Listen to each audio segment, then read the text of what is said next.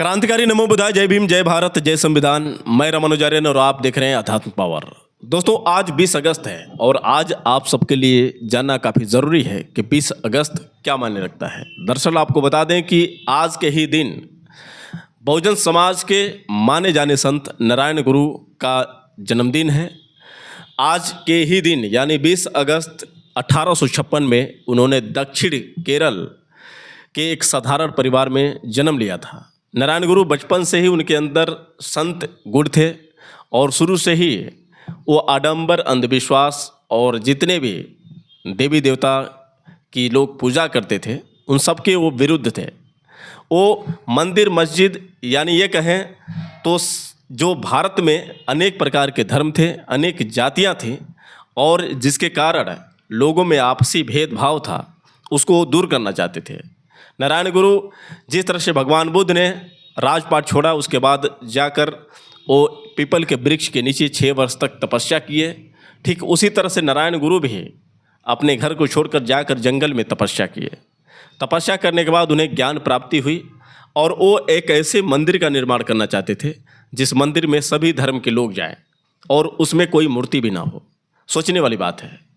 आप देखते हैं कि कहीं मस्जिद बनते हैं, कहीं मंदिर बनते हैं, कहीं गुरुद्वारा बनते हैं, लेकिन एक ऐसा मंदिर बनाना चाहते थे जिस मंदिर में सभी लोग जाएं।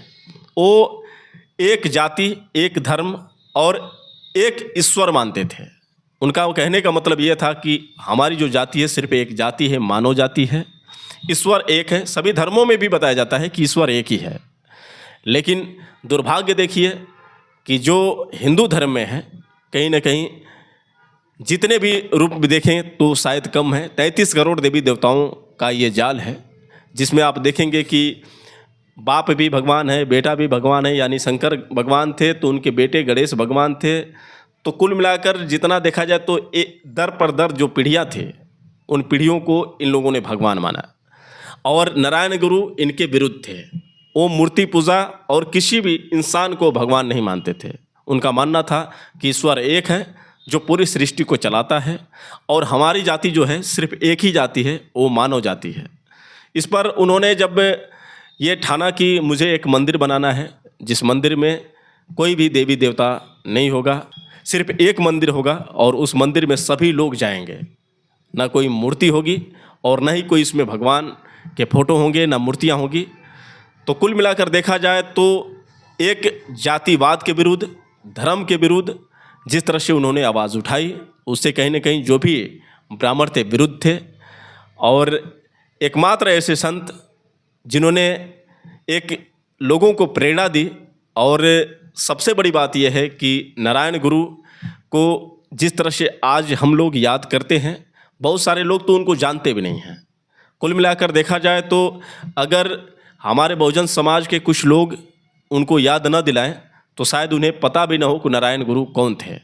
आपको बता दें कि भीम आर्मी चीफ चंद्रशेखर आज़ाद जो आप सुनते होंगे, जब भी वो स्पीच देते हैं तो नारायण गुरु का भी नाम जरूर लेते हैं, संत रविदास का नाम लेते हैं, कबीर साहब का नाम लेते हैं, भगवान बुद्ध का नाम लेते हैं, बाबा साहब डॉक्टर भीमराव अंबेडकर का, मान्यवर कांशीराम साहब का, ज्योतिबा फुले, सावित्रीबाई फुले, तमाम महापुरुषों के नाम लेते हैं। नारायण गुरु का भी नाम लेते हैं चूँकि नारायण गुरु का बहुत बड़ा योगदान रहा है।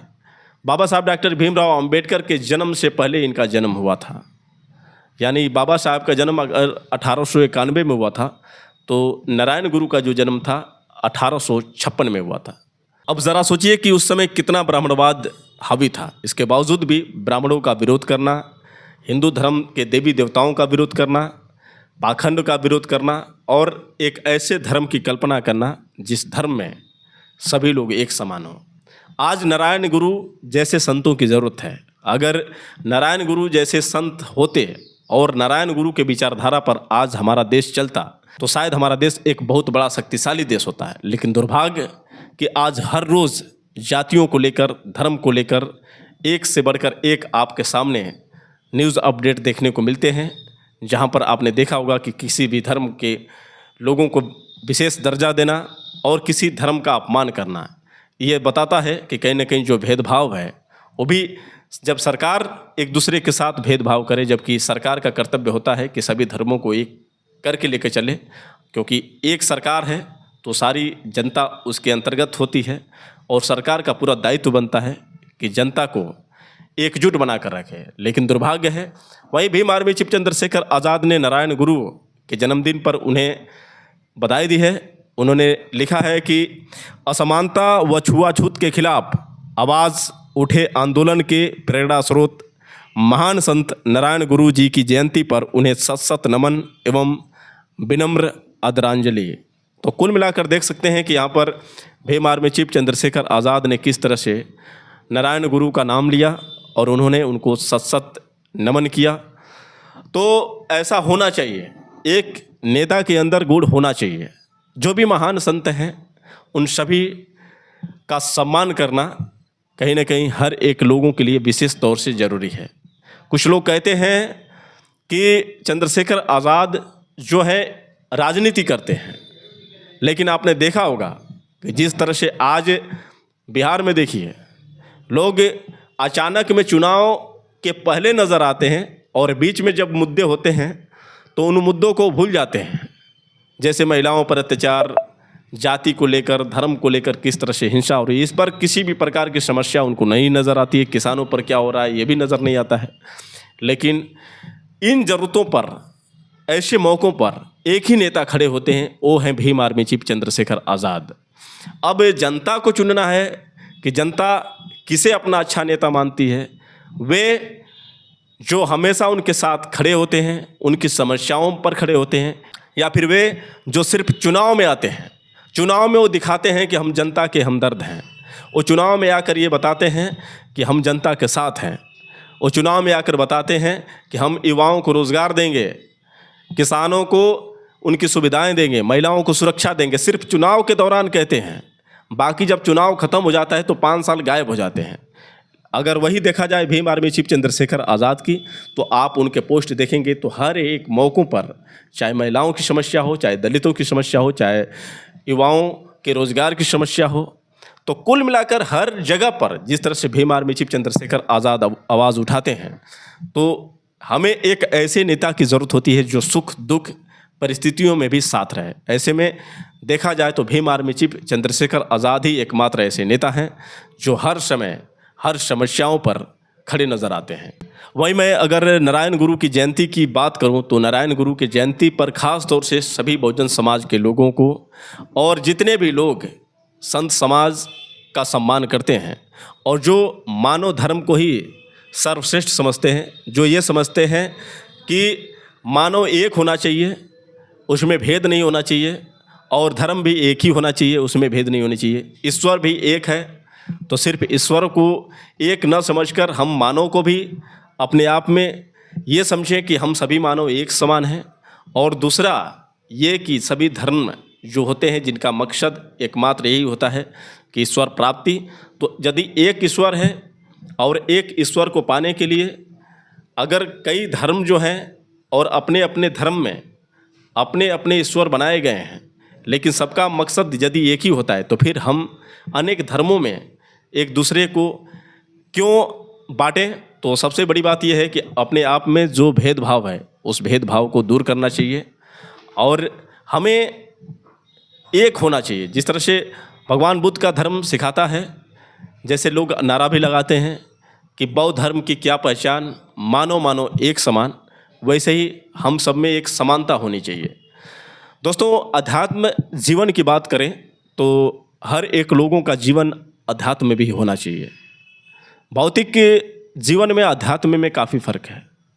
भौतिक जीवन में ही आज के दौर में ज़्यादातर देखें तो युवा कहीं ना कहीं अपनी ज़िंदगी को किस तरह से बर्बाद कर रहे हैं। अगर अध्यात्म होता, उनके अंदर संस्कार होता, तो शायद उन्हें अच्छा और बुरा का ज्ञान होता। लेकिन दुर्भाग्यवश देखा जाए तो आज के दौर में जो युवा पीढ़ी है कहीं ना कहीं वो संस्कारों को भूल गई है और साथ ही साथ उन मर्यादाओं को जो पहले एक संत बताते थे, जो पहले गुरु बताते थे, लेकिन आज गुरु और शिष्य के जो संबंध हैं वो भी एक बिजनेस बन गए हैं। साथ ही साथ मैं आपको बता दूं कि ईश्वर के प्रति भी लोगों की आस्था बहुत कम है। लोग कोई गोबर को ईश्वर समझता है, कोई किसी न किसी रूप में देखता है, लेकिन वास्तव में देखा जाए तो ईश्वर को अभी समझने में शायद बहुत लोग पीछे हैं। और यही कारण है कि हमारे देश का इतना तेज़ी से पतन हो रहा है। एक स्वार्थ जो धर्म बदलने की तरफ भी लोगों के रुझान नज़र आते हैं, और जो किसी के इष्ट हैं उन इष्ट में भी एक स्वार्थ जुड़ा होता है। कहने का मतलब ये है कि आप यदि देखा जाए तो बहुजन समाज के भी लोग बहुत मात्रा में हिंदू देवी देवताओं की पूजा करते हैं, और सभी किसी न किसी स्वार्थ को लेकर ही पूजा करते हैं। ये किसी को बताने की ज़रूरत नहीं है। सभी लोग जो जुड़े हैं एक स्वार्थ से जुड़े हैं। देखा जाए तो ज़्यादातर माता बहनें जो होती हैं दुर्गा भवानी की पूजा करती हैं, मन्नतें मांगती हैं कि हे देवी मैया हमार लड़का पास हो जाए ना तो तुम्हारा के हाई चढ़ाई। ज़रा सोचिए, अब दुर्गा मैया से ये लोग मन्नत करते हैं, उनसे मांगे रखते हैं कि तुम हमें ये दे दोगी तो हम तुम्हें ये चढ़ाएंगे। मतलब चुनरी के लिए दुर्गा को खुश किया जाता है। कुछ तो ये भी लोग कहते हैं, हे काली माई हमार लड़का अगर ओके नौकरी मिल जाए तो तुम्हारा के बकरा चढ़ाए। कितनी बड़ी विडंबना है हमारे समाज के लोगों की। वही लोग धर्म की बात करते हैं। सोचिए, एक लड़के की नौकरी के लिए बकरे की बलि देना। और आपने ऐसे भी खबर देखे होंगे जिसमें यह भी दिखाया गया है कि अपनी स्वार्थ सिद्धि पूरा करने के लिए कई ऐसे जो ये कहें कि मानव नहीं बल्कि दानव के रूप में होते हैं, जो किसी और लड़के की बलि भी दे देते हैं। ये स्वार्थ जो है कहीं ना कहीं मानवता को ख़त्म कर दिया है। और मैं यदि आमतौर पर जो गांव की महिलाएं होती हैं उन महिलाओं की बात करता हूं, जो यूपी बिहार में अक्सर देखा जाता है। एक लड़के की नौकरी के लिए बकरे का बलि देना, लड़का पास हो जाए माता रानी को चुनरी चढ़ाना।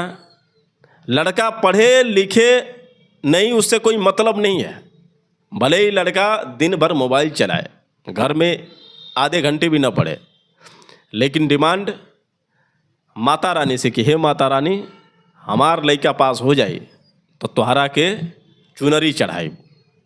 लड़का भले मटक्का करत होके, लड़का पढ़त लिखत होके ना लिखत होके, उससे कोनो मतलब नहीं के दुर्गा माई से मांग ले बाड़ी ना, दुर्गा माई जरूर पास करी हैं। और दुर्गा माई का पास करी हैं, दुर्गा माई बोली हैं तब तो पास करी हैं, दुर्गा माई जवाबों ना दी हैं। बस एगो विश्वास बा कि दुर्गा माई पास कर दी हैं। आज यदि लड़का फेल हो गई तो दुर्गा माई तू चाहल तू तो हमार लड़का पास हो गई, लेकिन तू ना चाहलू, हमार लड़का फेल हो गई, अब हम तोहके मनबे ना करब। अब तो दुर्गा से यहाँ पर कहीं ना कहीं रिश्ता ख़त्म। अब भोले बाबा के पास पहुँचेंगे, हे भोले बाबा दुर्गा माई से मंगनी तो कुछ ना दिहली, राउर तो दानी हैं, आपसे तो जीवन भी कुछ केहू मांगेला उ दे देने। ऐसन करे कि हमार लड़कवा के ए बेरी पास कर दें।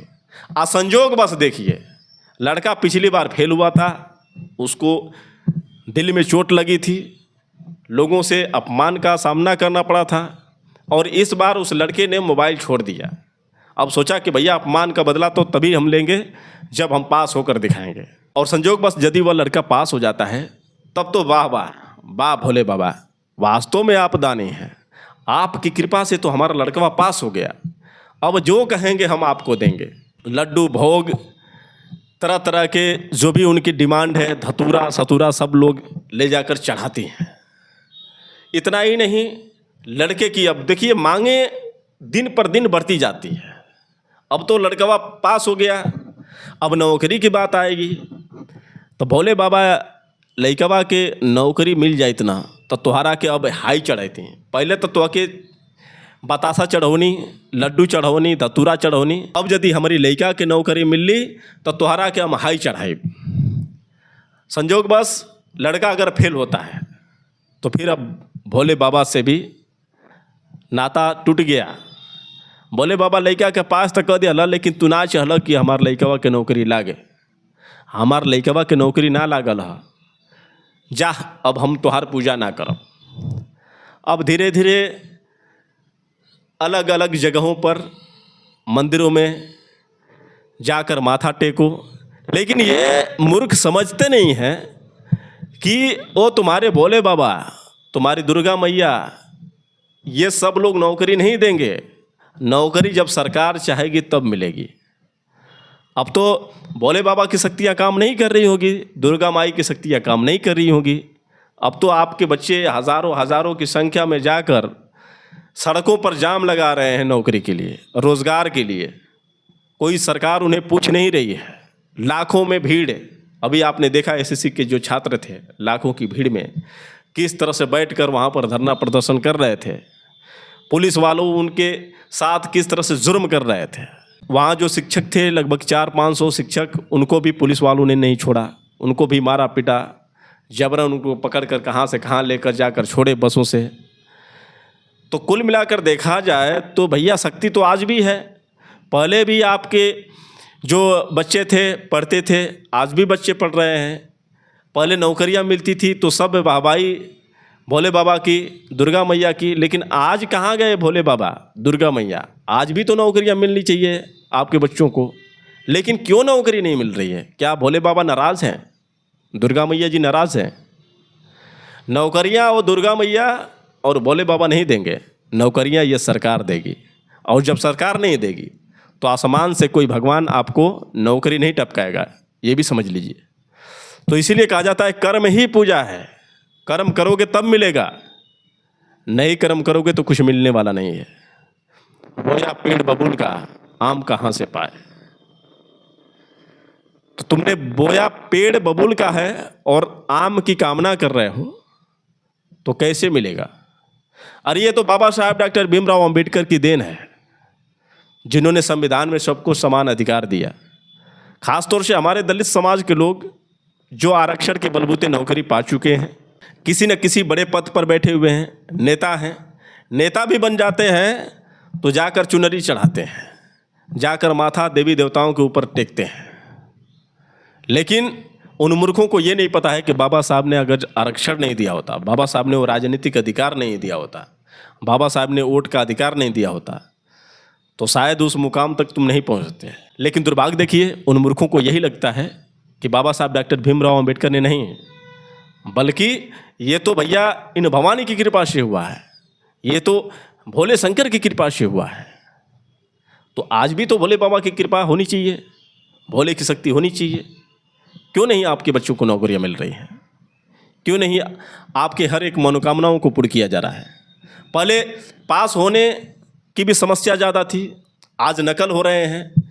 अभी कोरोना में आपने देखा था कि बच्चों को प्रमोट कर दिया गया था। उस समय तो बच्चों को कलम भी पकड़ने की ज़रूरत नहीं पड़ी थी, सारे बच्चों को प्रमोट कर दिया गया। हाई स्कूल से इंटर में चले गए, इंटर से बीए में चले गए, बीए से एमए में चले गए। तो सरकार जब चाहेगी तो आपके बच्चों को कलम भी नहीं पकड़ना पड़ेगा। ये मोदी सरकार ने साबित कर दिया। कोरोना काल में बच्चों को कलम भी पकड़ने की ज़रूरत नहीं पड़ेगी और सभी बच्चों को प्रमोट किया जाएगा, और प्रमोट करके दिखा दिया। वहाँ पर तो किसी भी दैविक शक्ति का कमाल नहीं था, तो छोटी छोटी चीज़ों के लिए दैविक शक्ति का कमाल। अब तो बेरोजगारी है, कहिए लक्ष्मी माता से घर में आपकी आकर धन की वर्षा कर दें, कितने रुपए आपके घर में आसमान से टपक रहे हैं। तो ये मूर्खता जो है कहीं ना कहीं इंसान को बर्बाद कर रही है। और आज भी लोग दैवी शक्तियों पर भरोसा करते हैं, और इसीलिए तो सरकार के गुलाम बने हुए हैं। सरकार जानती है कि आशावादी लोग हैं, चमत्कार पर उम्मीद करते हैं, और वो चमत्कार की कामना करती है। इसीलिए ये आपकी नस को पकड़ चुके हैं। कोरोना काल के समय में भी देखा गया था कि ये कहा गया था कि थाली बजाओ कोरोना भग जाएगा। लोगों ने थाली बजाना शुरू कर दिया था। ज़रा सोचिए, अगर थाली बजाने से कोरोना भाग गया होता तो फिर वैक्सीन आपको लगाने की क्यों ज़रूरत पड़ी? क्यों आपको डॉक्टरों की ज़रूरत पड़ गई? अगर जो दैवीय शक्तियों से रोग मुक्त हो सकते थे, दैवीय शक्तियों से कहीं ना कहीं ये महामारी ख़त्म हो गई होती, तो फिर मंदिरों को लॉक कर दिया गया। कहाँ गए थे आपके देवी देवता? आखिर उस समय वैक्सीन लगाने की क्यों ज़रूरत पड़ गई? तो कब तक आप अंधविश्वास में फंसे रहेंगे? कब आप बाबा साहब डॉक्टर भीमराव अंबेडकर के संविधान को समझेंगे? कब आप भगवान बुद्ध के विचारों को, सिद्धांतों को समझेंगे। जब तक नौकरी नहीं मिलती है तब तक तो भैया बाबा साहब याद आते हैं, उनका आरक्षण याद आता है, संविधान लेकर घूमते हैं। और जब नौकरी मिल जाती है, कोई उपलब्धि मिल जाती है, तो बाबा साहब गए भाड़ में, संविधान गया भाड़ में। जय हो दुर्गा मैया, तुम्हारी कृपा से नौकरी मिल गई। घर में कीर्तन कराओ, पूजा पाठ कराओ, भंडारा कराओ। तो आज नारायणा गुरु का जन्मदिन है, जयंती है, और नारायणा गुरु ने अंधविश्वास के खिलाफ जंग लड़ी थी। देवी देवताओं की मूर्तियों के खिलाफ उन्होंने आवाज़ उठाई थी। और इतिहास गवाह है, जिन लोगों ने सत्य दिखाया आज ब्राह्मणवाद के वो दुश्मन बने हुए हैं। बाबा साहब डॉक्टर भीमराव अंबेडकर धार्मिक अंधविश्वास के खिलाफ उन्होंने लड़ाई लड़ी। 22 प्रतिज्ञाएं जो उनकी है, आज उनकी 22 प्रतिज्ञाओं पर भी विरोध करते हैं। कबीर साहब जिन्होंने अंधविश्वास के खिलाफ लड़ाई लड़ी, सतगुरु संत शिरोमणि गुरु रविदास, उन्होंने भी अंधविश्वास के खिलाफ लड़ाई लड़ी। और इतिहास गवाह है कि जब भी कोई ब्राह्मणवाद के खिलाफ, किसी भी प्रकार के आडंबरों के खिलाफ, पाखंड के खिलाफ आवाज़ उठाया है, तो फिर यही ब्राह्मण उनका विरोध किए हैं। आज फिल्में भी बनती हैं, फुले मूवीज़ आई थी, फुले मूवीज़ का भी इन लोगों ने किस तरह से विरोध किया। एक फिल्म अभी हाल ही में लॉन्च हुई थी, धड़क 2, उस फिल्म का भी इन लोगों ने कितना विरोध किया, आपने सभी देखा। तो समस्या ये है कि जब भी कोई सत्य के लिए काम करता है तो ये मनवादी विचारधारा के लोग उसके मुंह को बंद करने की बिल्कुल कोशिश करते हैं। लेकिन आपका काम है कि अपनी आवाज़ को बुलंद रखिए, किसी से आप डरिए नहीं, आपको कोई झुकाए आप झुकिए नहीं। यही बाबा साहब का सिद्धांत था कि 100 वर्ष गीदड़ की ज़िंदगी जीने से बढ़िया है एक दिन शान से शेर की ज़िंदगी जीकर मर जाओ। 100 वर्ष घुट घुट कर जीने से बढ़िया एक दिन शान से जीकर मर जाओ। जुर्म करने वाले से गुनाहगार जुर्म सहने वाला होता है। तो आप जुर्म सहोगे तो जुर्म करने वालों का मनोबल बढ़ेगा, और जिस दिन आप जुर्म के खिलाफ आवाज़ उठाओगे तो परेशानियां तो होंगी। परेशानियां किसके साथ नहीं हुई? ज्योतिबा फुले के साथ नहीं हुई, कि सावित्री बाई के साथ नहीं हुई, समस्या कबीर साहब के साथ नहीं हुई, कि समस्या सतगुरु संत शिरोमणि गुरु रविदास जी के साथ नहीं हुई, कि बाबा साहब के साथ नहीं हुई, कि नारायण गुरु के साथ नहीं हुई। लेकिन समस्याओं से वो हारे नहीं, उन्होंने समस्याओं पर जीत पाई। और आज हम उनके जैसे संघर्ष नहीं कर पा रहे हैं। आज हम कहीं ना कहीं मनवाद के चपेट में आ जा रहे हैं, उनसे डर जा रहे हैं, दुबक जा रहे हैं, और इसी कारण बहुजन समाज का पतन हो रहा है। महापुरुषों के जो सिद्धांत हैं उन सिद्धांतों का कहीं ना कहीं विघटन हो रहा है। और अब हमें ये ज़रूरत है समझने की, महापुरुषों के विचारों को लाने की, और कहीं ना कहीं बाबा साहब डॉक्टर भीमराव अंबेडकर और तमाम महापुरुषों के सपनों को साकार करने की। तो हम कैसे करेंगे? तो जागरूक होकर करेंगे, और हम अंधविश्वास पाखंड को छोड़ेंगे। भगवान बुद्ध के, सतगुरु संत शिरोमणि गुरु रविदास जी के, ज्योतिबा राव फुले, सावित्री बाई फुले, नारायणा गुरु, बाबा साहब डॉक्टर भीमराव अंबेडकर, मान्यवर कांशीराम साहब के विचारों पर चलेंगे, तो ही हम कहीं ना कहीं एक मजबूत शक्ति बन पाएंगे। तो दोस्तों, आप लोगों को मेरी राय कैसी लगी आप लोग कमेंट करके बताएं, और हो सके तो इस वीडियो को ज़्यादा से ज़्यादा शेयर करें। फिर मिलेंगे अगले वीडियो के साथ, तब तक के लिए क्रांतिकारी नमो बुद्धाय, जय भीम।